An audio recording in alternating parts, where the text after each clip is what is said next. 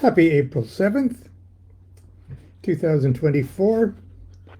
This is the eve of the highest holy days of Thelema, the feast of the 3 days of the writing of the Book of the Law. Now, I've been reading from a beautiful but paperback edition of the Equinox of the Gods that was published a few years ago here by New Falcon Publications. And let's see what year, let me check out what year that might have been. It was probably in 1991, it says here. The original is Equinox of the Gods was 1936, and this is it. And it's really a beautiful edition. Now, whether or not I bought this at Gilbert's bookstore, or actually, our good friend Sharon Sanders, the late great Sharon Sanders, one of our Haru Raha's wonderful fifth degree sisters, bought this years ago. It was used, and she bought it at the world famous Gilbert's bookstore at Hollywood and Vine. Okay. Now this doesn't appear to be one of those DeLawrence pirated editions. It's very, although I used to have one of those also. This one is the 1936. And the reason I think it actually is because just take a look at the spine.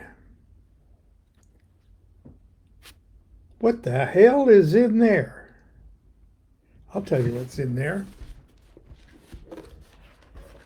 This is what the inside back cover looks like. It's got an envelope in it. And in that envelope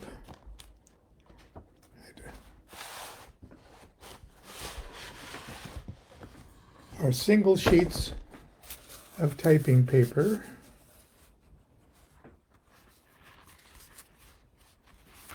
that contain the handwritten facsimile. There it is. There's the cover of it. The handwritten facsimile of the Book of the Law.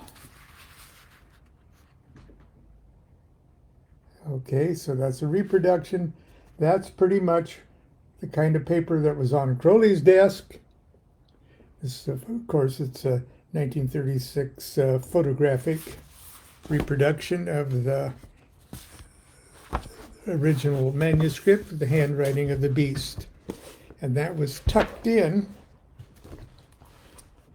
the inside back cover of this edition of the Equinox of the Gods.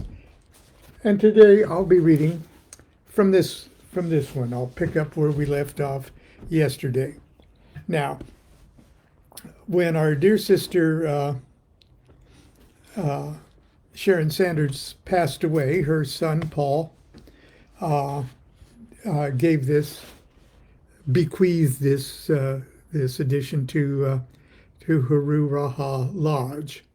And the reason I haven't pulled it out very often is because it is in a well-preserved place in our house as one of our treasures. When I opened it up this morning, this talisman fell out. I don't know why Sharon had it, but or whether it was among the manuscript pages. But I pulled the pages out this morning and saw this pentagram talisman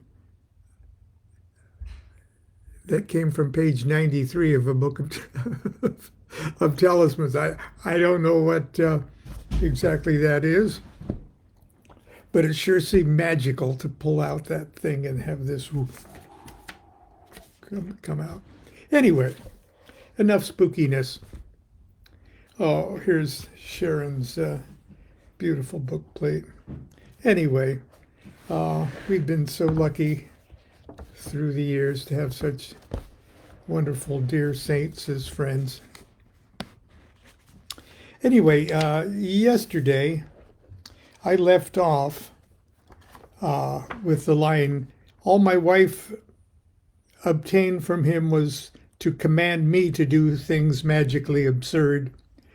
He would not play my game, I must play his. And I'm going to pick it up there because the next line starts April 7th. Now, I'm sure you're going to be besieged with videos and recordings of the recitation of the three books, or the three chapters of the Book of the Law over the next 3 days.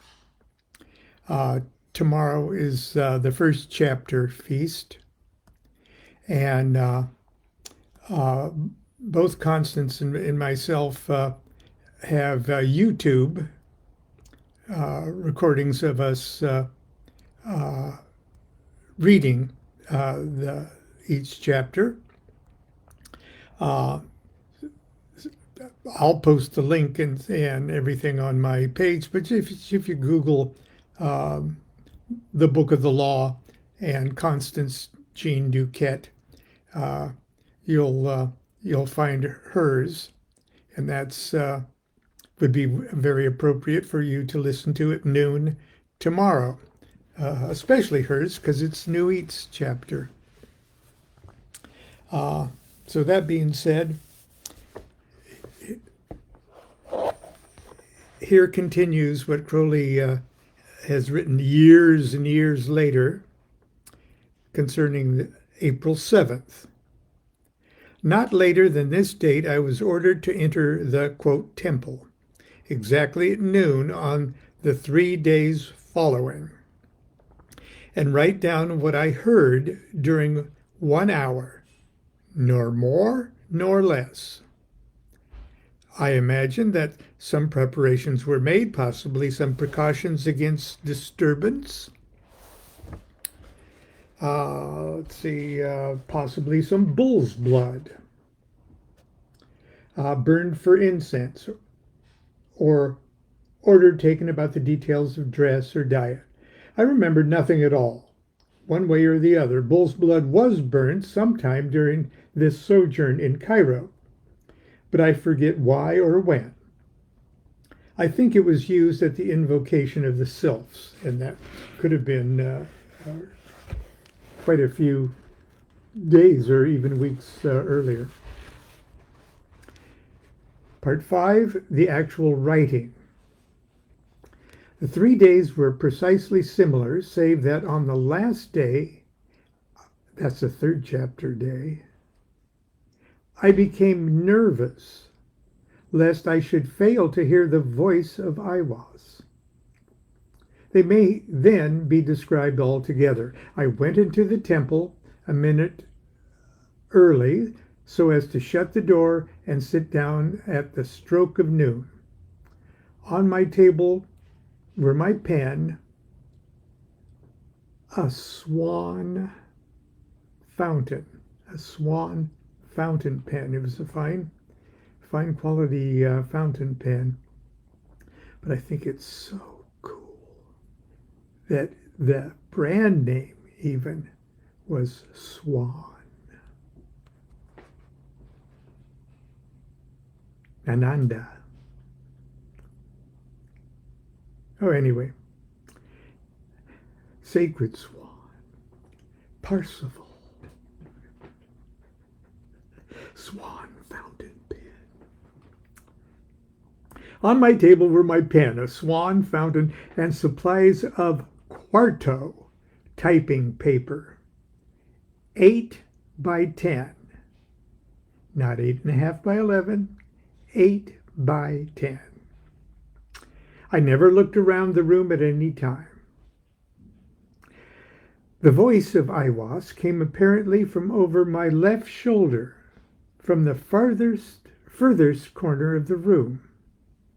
It seemed to echo itself in my physical heart in a very strange manner, hard to describe.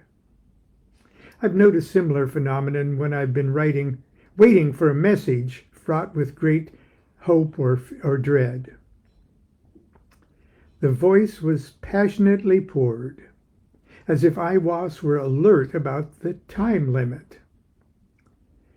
I wrote 65 pages of this present essay, about my usual rate of composition, in about 10.5 hours.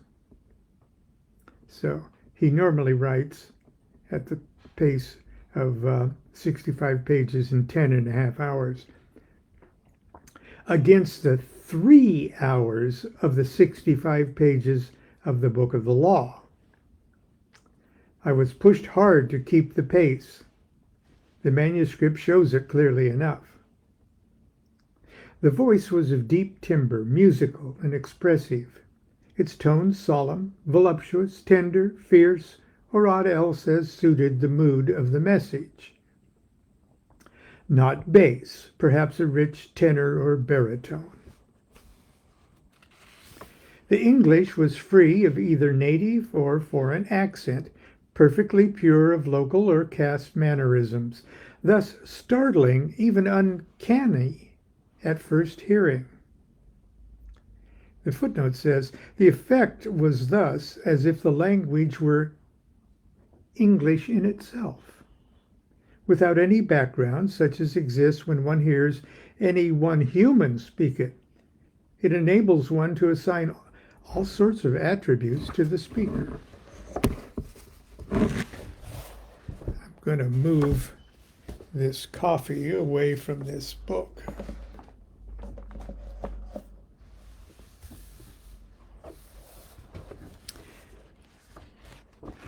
I had a strong impression. Okay, and when he uses the word, I had the strong impression, his footnote says this impression seems to have been sort of a visualization in the imagination. It is not uncommon for me to receive intimations in this manner.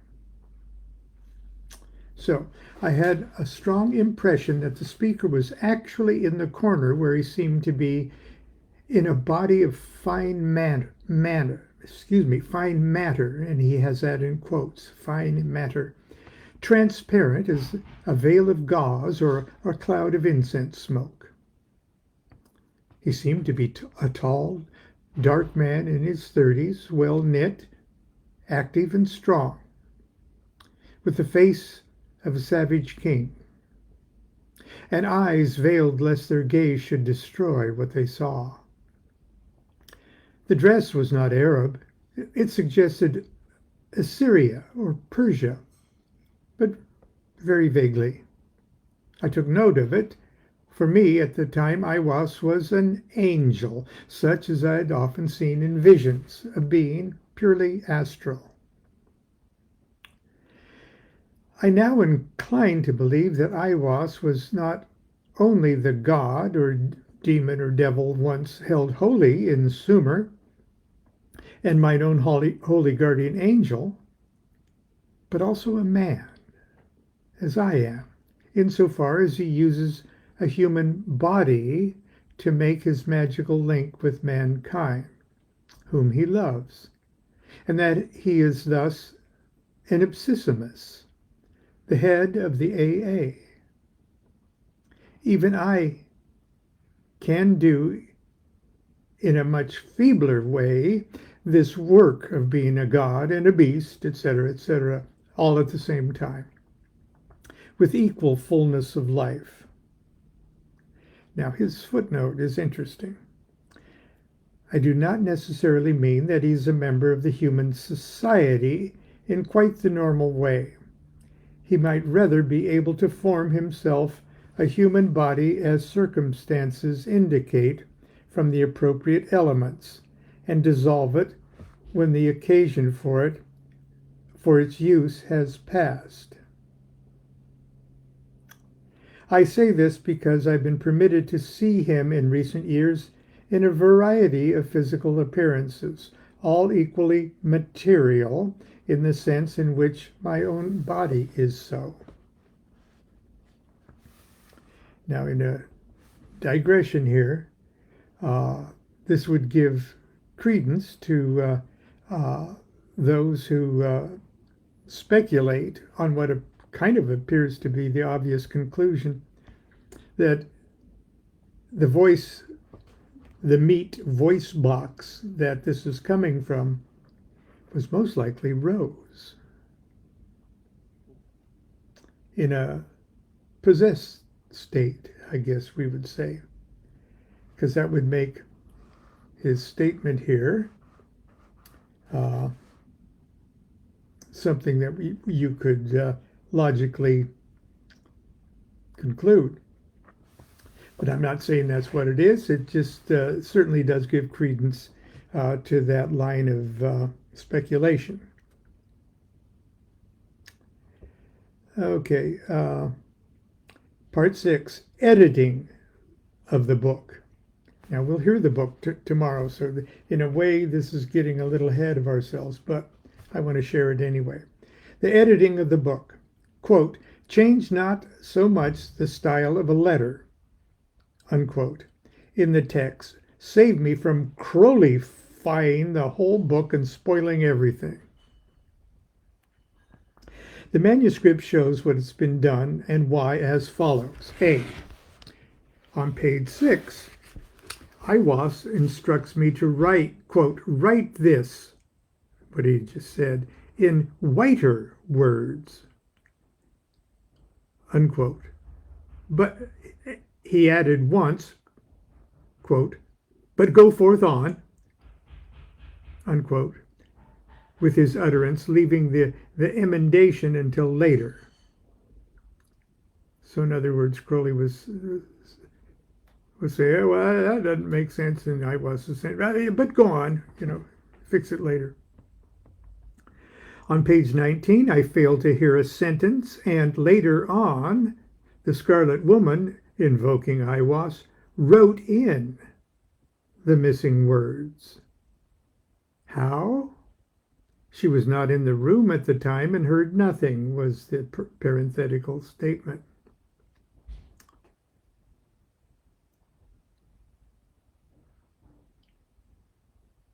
Well, maybe she was gone for the time period that she's being possessed, that could be too. Or we could just take him at his word there. See, page 20 of chapter 3, I got the phrase indistinctly, and she said, put it in as for B. Okay, and that's, I think he's talking about the B here. Well, I'm not sure what the B in quotation marks mean, so I'll just shut up. D, the versified phrase of the hieroglyphs on the stele. Those are those verses. Above the gem d'azur, it's the naked splendor of Nuit, The versified paragraph of the hieroglyphs on the stele being ready, Aiwass allowed me to insert these later to save time, including the line, Aum, let it fill me, kill me. These four apart, the manuscript is exactly as it was written on those 3 days. The critical recension will explain these points as they occur. The problem of the literary form of this book is astonishingly complex, but the internal evidence of the sense is usually sufficient to make it clear on inspection as to who is speaking and who is being addressed. That's often the initial case of confusion when reading the Book of the Law, is how many people are talking here and who's talking from, and is this Crowley talking here, is asking a question, and is it Aiwass, is it Hadith, is it Rahur Kawit, is it Hur Parkrat, is it Aiwass, who's doing what? There was, however, no actual voice audible save that of Aiwass. Even my own remarks silently were incorporated by him audibly whenever such occurred. Okay, now he takes it kind of chapter by chapter, and there are key verses, not many, okay, but there are key verses which he identifies by number in each of the chapters where Crowley makes statements like Nuit is the speaker, she invokes her lover, etc., or in verse 3, the oration continues, and now we see it is addressed to mankind in general, and then goes on. Here's a kind of a, this is addressed to me personally, and things like that. And so over the next 3 days, because I'm sure you'll be able to hear countless recitations of the Book of the Law, which if you really want to be cool, you would listen to somebody's recitation of it or read it yourself at noon, wherever you are, at noon on the next 3 days. Tomorrow, I'll read the commentaries here on various lines of chapter 1, and the next day on chapter 2, and the next day on chapter 3. Anyway, once again, if you Google, or if you just search on YouTube, Constance DuQuette or Constance Jean DuQuette reads the Book of the Law. You'll see all 3 of her recitations on a little video. We've got a candle burning in a stele, and it's kind of cool and spooky, and it's a treat to hear her recite those words. Anyway, I've got my book to finish today. The deadline is April 8th. I want to send it off shortly after midnight tonight. So I've got a lot of writing to do in the living room. So send me wise wisdom and good luck today, because I want to wrap it up right when I said I'd have it wrapped up. Do what thou wilt shall be the whole of the law. Love is the law, love under will.